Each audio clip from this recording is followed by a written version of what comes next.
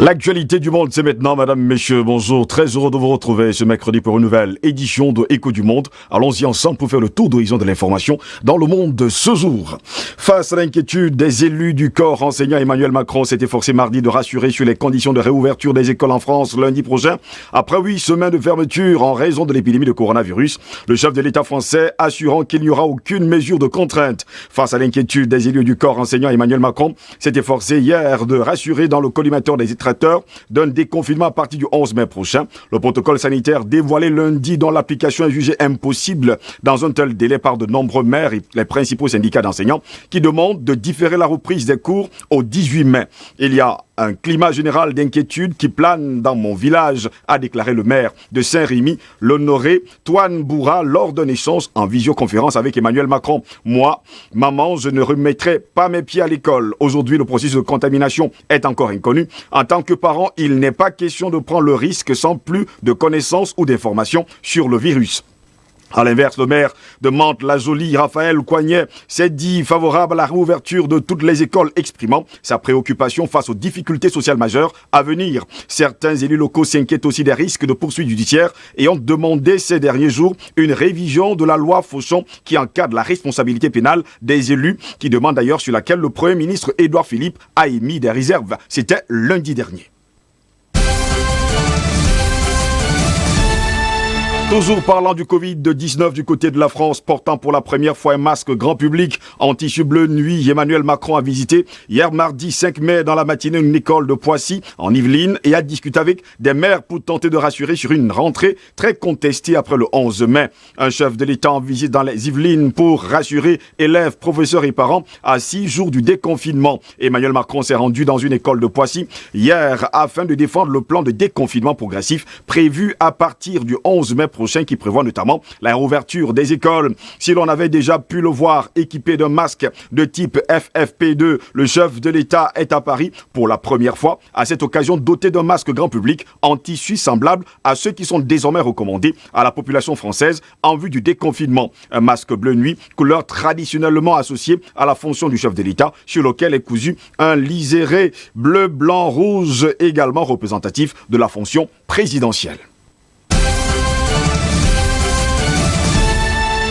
Toujours parlant du Covid-19, il y a une vraie incompréhension. De plus en plus de voix s'élèvent pour réclamer une réouverture encadrée et raisonnée du littoral atlantique dès le 11 mai pour des activités sportives, option pour le moment écartée par le gouvernement français. On demande la réouverture de manière raisonnée et encadrée des plages à partir du 11 mai pour des activités physiques et sportives, explique d'ailleurs Liliana Tanguy, députée LREM du Finistère, à l'origine d'un courrier signé d'une soixantaine de députés adressé à Édouard Philippe qui a exclu d'ouvrir l'accès aux plages avant au moins le 1er juin. Le Premier ministre français pense que c'est prématuré, mais nous on considère qu'il faut profiter de la période de mai de juin pour expérimenter le concept de plage dynamique avant la pleine saison, fait-elle d'ailleurs savoir. Il s'agirait de pouvoir pratiquer une activité physique sur la plage et en mer, marcher, courir, faire du surf ou tout simplement nager en respectant les consignes sanitaires. Sur les réseaux sociaux, pétitions et messages des adeptes de l'océan se multiplient. L'une d'elles, lancée par des surfeurs, avait recueilli mardi plus de 87 000 signatures.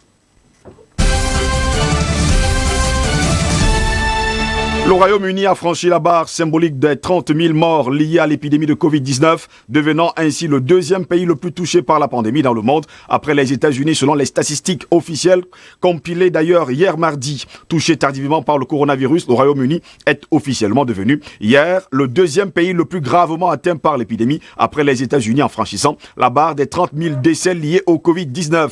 Les chiffres hebdomadaires des différentes agences régionales des statistiques britanniques affichent un bilan de 32 313 décès dont le Covid-19 est la cause suspectée indiquée sur le certificat de décès, soit un chiffre supérieur à l'Italie. Et le bilan actuel est probablement bien plus lourd car ces chiffres portent sur des décès jusqu'au 24 avril pour l'Angleterre, 28 272, le pays de Galles 1316 et l'Irlande du Nord 393 et jusqu'au 26 avril dernier pour l'Écosse 2272. Le dernier bilan du ministère de la Santé qui ne comprend que les morts en hôpital et en maison de retraite de patients testés positifs au Covid-19 était de 28 734 morts lundi dernier.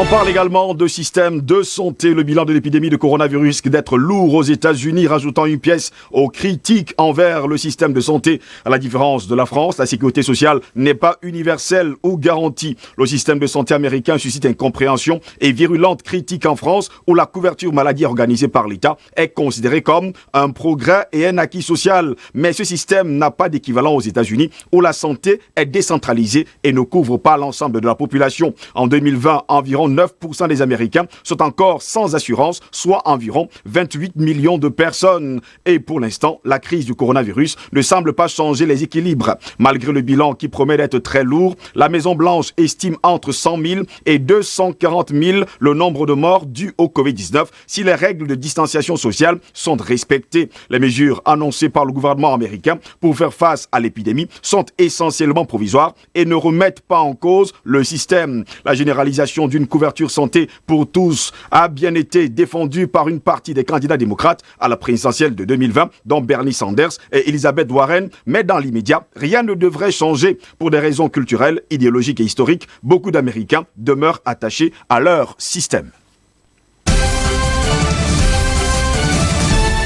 Pendant ce temps, le président américain a quitté la Maison-Blanche pour l'Arizona hier mardi, où il a visité une usine de masques respiratoires sans emporter un lui-même. Il a profité de ce rare déplacement pour exhorter à ouvrir le pays, même si des vies risquent d'être perdues lors du déconfinement. Le président américain Donald Trump a appelé hier à relancer l'économie, même si cela devait alourdir encore le bilan de la pandémie de Covid-19 aux États-Unis. Je ne dis pas que tout est parfait. Est-ce que certains vont être durement touchés? Oui, mais nous devons ouvrir notre pays et nous devons l'ouvrir bientôt, a lancé le président américain depuis une usine Honeywell de masques respiratoires à Phoenix, dans l'Arizona. Interrogé peu après sur ABC News, il s'est montré encore plus explicite. Pense-t-il que des vies seront perdues afin de rouvrir l'économie? Il est possible que cela arrive car nous ne serons pas confinés dans nos maisons, a-t-il répondu. Les États-Unis viennent de franchir le cap de 71 000 décès liés au coronavirus et pourra atteindre celui des 100 000 avant le début du mois de juin. Le bilan quotidien est d'ailleurs reparti à la hausse hier mardi avec 2333 décès supplémentaires selon le comptage de l'université Johns Hopkins.